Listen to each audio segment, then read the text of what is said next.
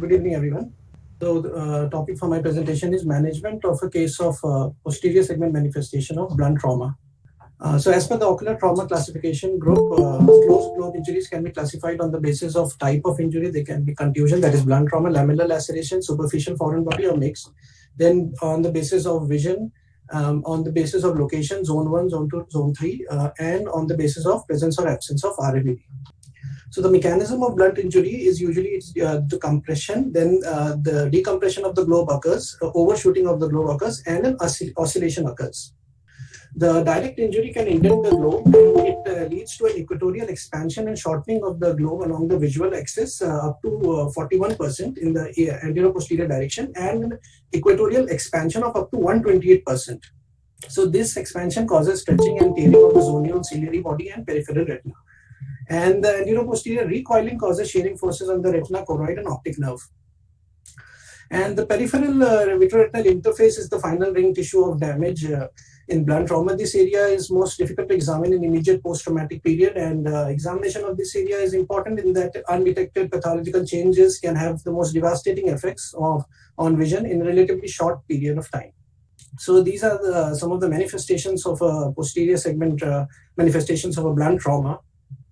On examination of a posterior case of a blunt trauma, we can find the media can be clear when we will have all these manifestations, or the media can be hazy due to vitreous hemorrhage, which can again be associated with all these manifestations, choroidal rupture, Commotio, retinae, any of these. So the next step is we do an ultrasound. Now, this vitreous hemorrhage can be associated with retinal tear, and meticulous indirect ophthalmoscopy with scleral depression should be performed to identify retinal abnormalities.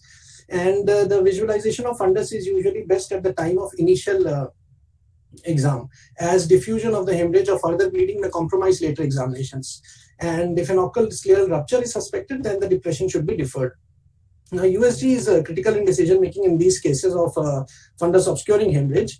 And in general, patients with non-penetrating any ocular injury with VH and retinal tears, USG should be done. In case of a minimal diffuse, so in general, patients with the non-penetrating ocular injury, VH, associated with retinal tear or detachment should be observed. In cases of minimal hemorrhage, indirect ophthalmoscopy may be sufficient to establish retinal attachment. However, if the blood does not settle, the patient should be followed every few weeks with USG repeated to confirm retinal attachment. And if RD is seen or suspected on USG, a pars plana vitrectomy should be performed. And the retinal periphery should be examined carefully to identify retinal tears or dialysis that could have led to the original vitreous hemorrhage. So during vitrectomy, some of the considerations after, as mentioned, once the VH is cleared, the periphery should be examined, and it may be necessary to place a local scleral buckle if there are some areas of vitreous traction. Persistent vitreoretinal traction should be scrutinized carefully because they may represent sites of occult scleral rupture and vitreous incarceration. Then there can be a risk of infusion cannula slipping into the suprachoroidal space, especially in cases with choroidal hemorrhage, choroidal congestion, or dense accumulation of blood or fibrin at the anterior vitreous base. This can be minimized by pre-op USG confirmation of an absence of choroidal detachment, and by choosing a quadrant of the eye with relatively clear periphery, and by selecting the longest infusion cannula.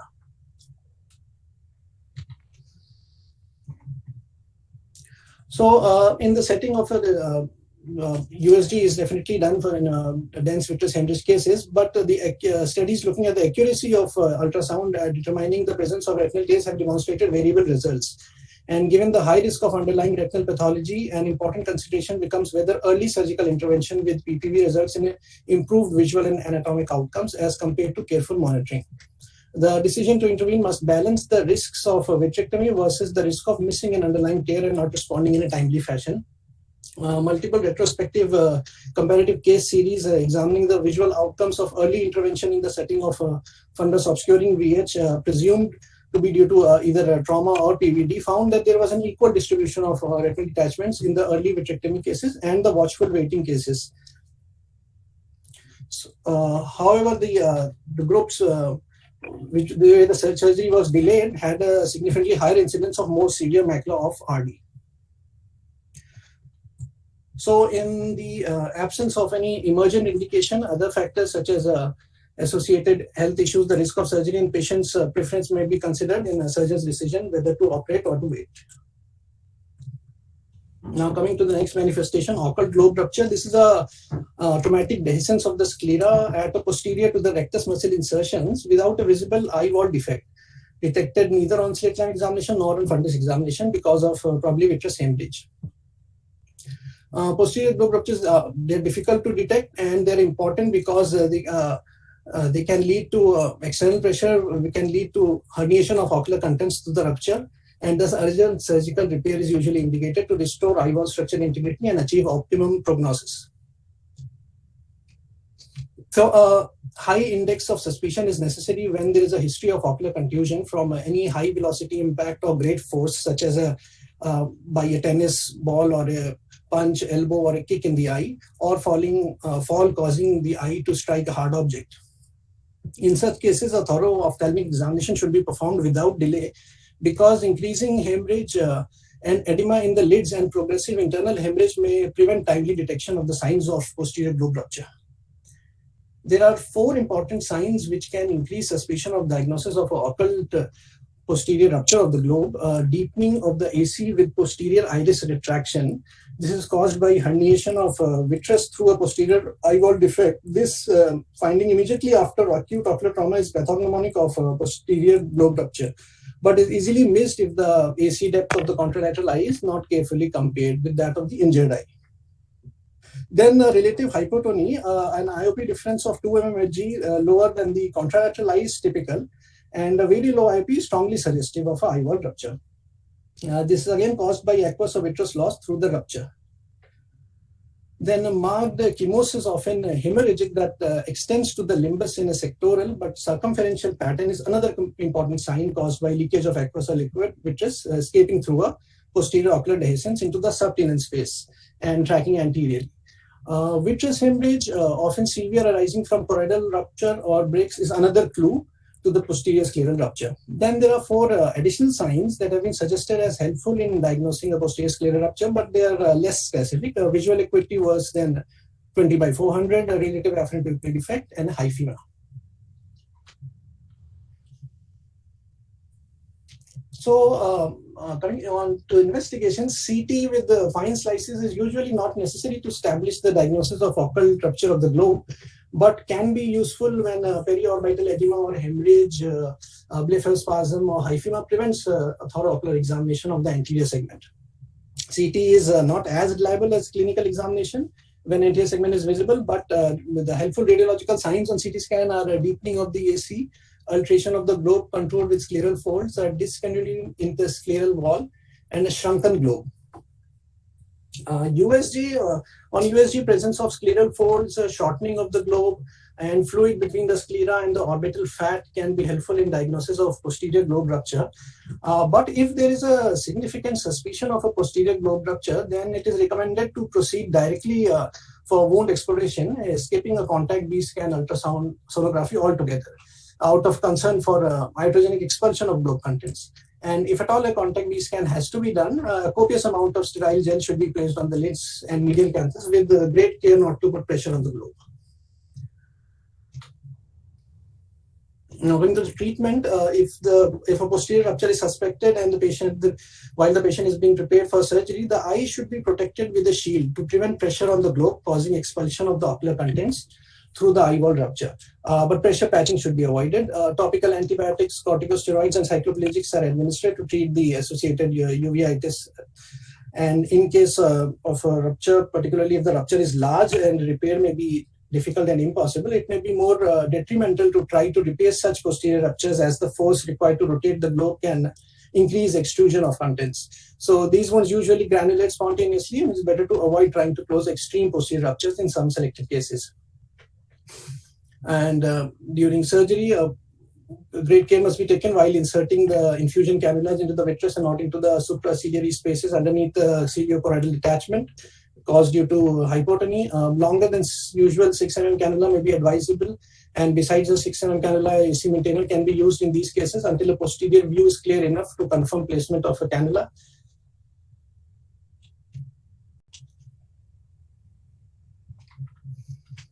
Now, coming on to the next manifestation, a traumatic macular hole. Usually, the incidence of traumatic macular hole is 1.4% in closed globe injuries and 0.15% in open globe injuries. These usually often occur in young people and caused by sudden extrinsic force, which creates a dynamic forces within the sclera and vitreous, which lead to a wide range of, along with other retinal pathologies. These are some of the differences between an idiopathic and a traumatic macular hole. Traumatic macular holes are usually eccentric and less circular compared to an idiopathic macular hole. They are, the horizontal diameter is more than the vertical diameter. The largest basal diameter usually is more than the diameter of an idiopathic macular hole. Basal areas are larger and the PVD is usually absent, while in idiopathic it can be present or absent. So coming to the management, the treatment is controversial. On one hand, observation can be considered because there is a chance of spontaneous closure, varying between 10 to 67%. The mechanism of spontaneous closure is not clearly known, but the formation of epiretinal membrane results in constriction of the hole, reattachment of the operculum to the hole edge, and bridging of the retinal tissue over the hole can cause closure, proliferation of glial cells and RP cells from the edges of the hole, or a complete detachment of the posterior hyaloid leads to a reduction in the anterior-posterior tractional forces. So the factors associated with the spontaneous closure of a traumatic macular hole are size, small basal diameter of hole at baseline less than 300 micron.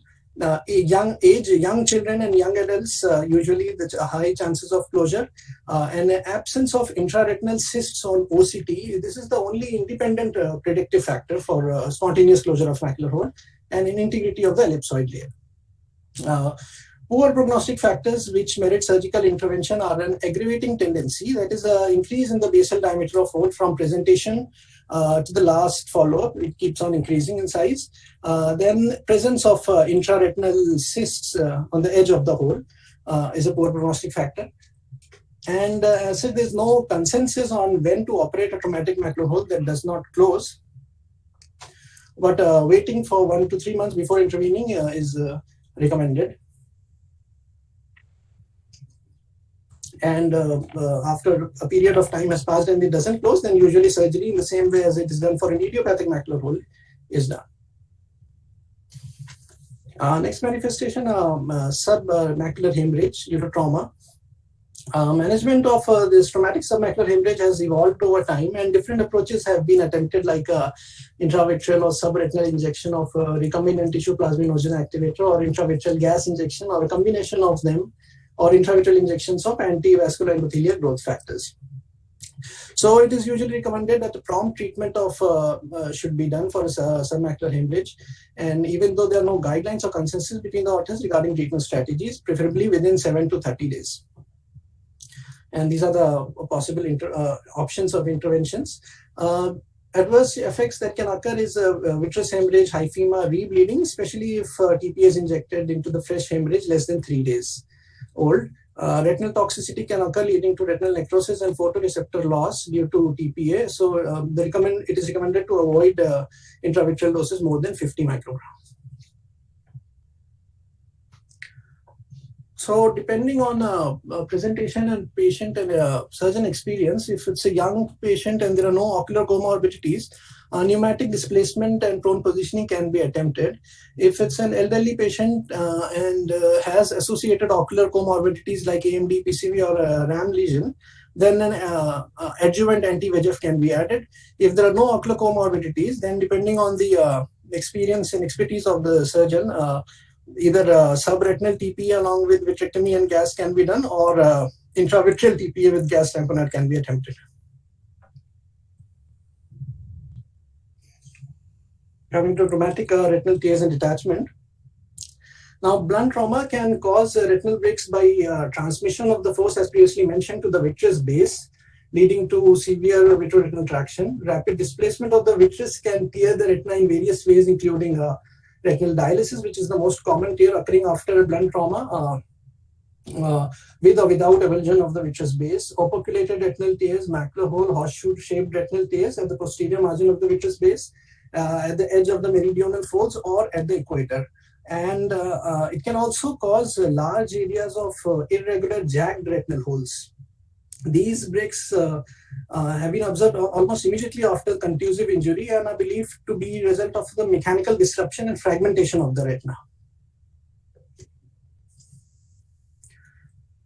So usually the mean interval for a post-contusion traumatic RD to occur is 5 years. Usually in necrotic retinal breaks, it occurs earlier, and in horseshoe breaks and giant retinal tears within 6 weeks of injury, RD is seen. In cases of dialysis, there is a delayed accumulation of SRF, and if dialysis is unrecognized within 6 weeks of injury, usually these patients present with loss of vision after 1 year of injury and up to 4 years. So coming to management, adequate management demands a visualization of the aura region to rule out traumatic dialysis. The use of indirect ophthalmoscopy and scleral depression is indispensable in such cases. This should be frequent and early examination of the retinal periphery after ocular trauma. In young and uncooperative patients, GA should be, general anesthesia should be given. Repeated examinations may be needed if the vitreous hemorrhage or pre-retinal blood obscures the view until a complete view of the aura is obtained.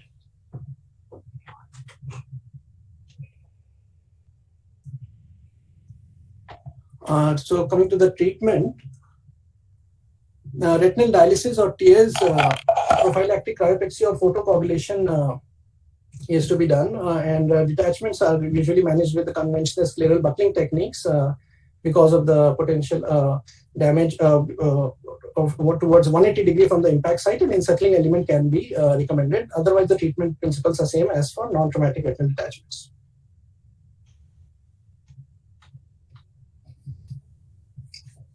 Coming to the dislocation of a crystalline lens, posteriorly dislocated crystalline lenses may be well tolerated for years, and the patient may simply be treated with aphakic contact lenses.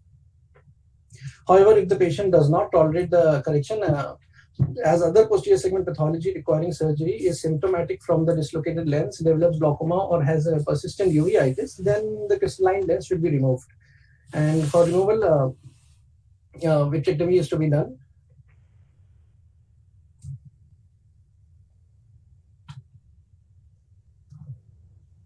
Intraocular lens dislocation can also occur post-trauma. Indications for removal are a decrease in visual acuity, monocular diplopia, halos, retinal detachment, glaucoma, or the uveitis glaucoma, hyphema syndrome.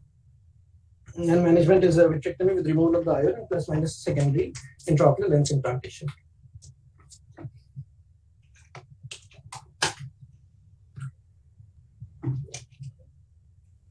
Coming to choroidal rupture. Choroidal rupture by itself requires no treatment. However, the complications require treatment, that is the presence of a CNVM, which is a part of the healing process.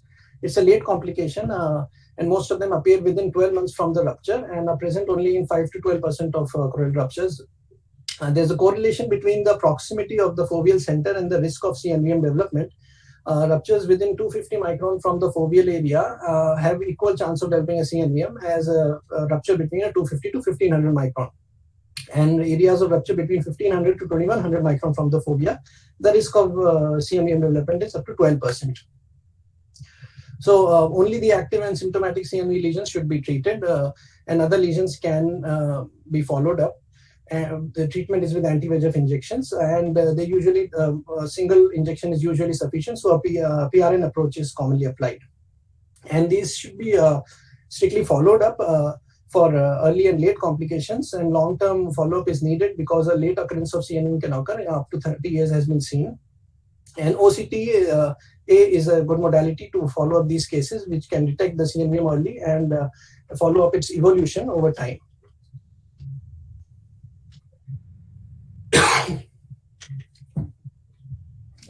Commotio retinae, Berlin's edema. This is a retinal opacification resulting from blunt ocular trauma, which usually subsides in a short period without any decrease in vision. However, most severe trauma can cause permanent vision loss. And when the posterior pole is affected, it is called as Berlin's edema. So there's no treatment which has have any benefit for these patients other than observation. They usually clears in 3 to 4 weeks. Come on to optic nerve avulsion. Traumatic optic nerve avulsion is a rare condition post-trauma, which the incidence is because usually the incidence is underreported due to the difficulty in diagnosis. During trauma, the intraorbital nerve is separated from the globe at the lamina cribrosa, with the optic nerve sheath and adjacent sclera remain intact. Avulsion may be partial or complete. In partial avulsion, there is a segmental detachment of the optic nerve, and in complete avulsion, there is a full separation of the optic nerve from the retina, choroid, and vitreous, and retraction of the lamina cribrosa from the scleral rim. Usually, patients present with acute severe vision loss immediately following orbital trauma. Patients are often NPL on presentation with the RAPD. Diagnosis, fundus examination is the most specific means for diagnosing, and there is often a ring of hemorrhage encircling the visibly disrupted optic nerve head. And in case of a partial avulsion, there is a segmental depressions or excavation of the optic nerve head. In complete avulsion, there can be absence of optic nerve head with the remaining cavity in its place. But there are often limitations to fundus examination because the clinical diagnosis can be delayed due to extensive vitreous hemorrhage, hyphema, or retinal hemorrhage obscuring the clear view of the fundus. So ultrasonography is done where the positive findings include visualizing the optic nerve not reaching the optic disc, and echodecency anterior to the optic nerve, and posterior ocular wall defects in the region of the optic nerve head.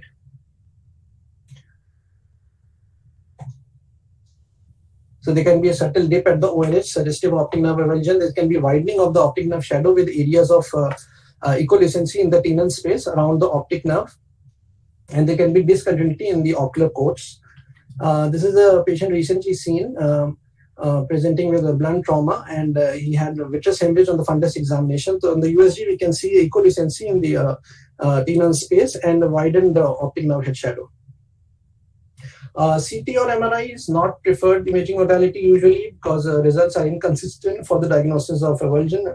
And as if there's no medical or surgical treatment, this is proven helpful in cases of optic nerve avulsion. So to summarize, posterior segment contusion injury, depending on the presence of coexisting lamellar laceration or suspicion of open globe injury, if is present, then surgical exploration or wound repair is needed. If there is no lamellar or open globe injury, then depending on the condition of the retina, if there is no associated retinal break or intravitreal hemorrhage, then medical treatment and observation is to be done. If there is an associated break and no detachment, then laser or cryo along with observation is to be done. If there is associated detachment, the surgical treatment is to be done. And if there is dense vitreous hemorrhage, then early surgical intervention can be done in suspicion of retinal detachment or break. I think maybe I will give a few comments if it is okay. Yes, ma'am. So it is very well covered by Haroon. Haroon, you have done a good job. So I would like to maybe just stress on this one point again. Did you cover about the timing of vitrectomy after the trauma? I mean, cases of vitreous hemorrhage, depending on the ultrasound findings, if there is a suspicion of retinal break or detachment, then immediately we can intervene in blunt trauma cases. Otherwise, no, even say blunt trauma, or if that there is a globe rupture or some whatever, and say initial exploration has been done, wound repair has been done. When is the timing of vitrectomy that you would like to do? Usually I would prefer to, for at least 7 to 14 days for PVD to occur. And depending on existing comorbidities, if there are choroidal detachment, and that can also resolve in the meantime. So would you like to discuss what are the pros and cons of doing early vitrectomy versus little later vitrectomy? Early vitrectomy, we can, if there is a case of vitreous hemorrhage, then that is acts as an itis for PVR formation, so that can be prevented if we go for an early vitrectomy. However, if PVD induction will be difficult in such cases, so late vitrectomy or delayed vitrectomy gives us the advantage of already occurred PVD, which will prevent iatrogenic complications. And in case of intraocular foreign body, if it is suspected, then early would be preferred to prevent infection.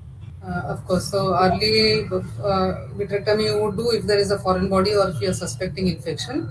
But if this is a blunt trauma and if you are not suspecting any foreign body or any infection, then there is no need to do any early vitrectomy. You can safely wait for the eye to settle down. However, you must have a serial examination, because sometimes even a small area of vitreous incarceration, which looks quite innocuous to begin with. Initially when you examine the patient, you will have just a small area of vitreous incarceration, maybe even anteriorly. It would not be even posteriorly. Probably it is in the pars plana area, and you would think that this patient does not require any intervention, retina is well attached, everything is seen well, you don't have see any retinal breaks, etc., and you may want to send this patient home saying that everything is fine. However, this is also little bit problematic, because this small vitreous incarceration has the potential to contract and cause traction and can lead to a secondary retinal detachment. So you must keep this such a patient under observation for some time, till you are sure that this whatever incarceration is settling without causing any secondary retinal traction. And if it does develop into retinal traction, then you would have to intervene and do a. And many times you would have many, even the anterior segment as well as posterior segment problems will be together. So here you have covered the posterior segment pathology alone, but many times you would have even the anterior segment pathology. So you would have a total hyphema. Okay, you might have even anterior dislocation of the lens. So you may have iridodialysis. So many things might be there. So you may have to deal with everything together. So you may have to do a combined, treatment for both. Thank you. I think Haroon has covered everything very well. Haroon, probably a PDF of your presentation will be useful for everyone. Thank you. It was all like concise abstracts and very well condensed. Thank you.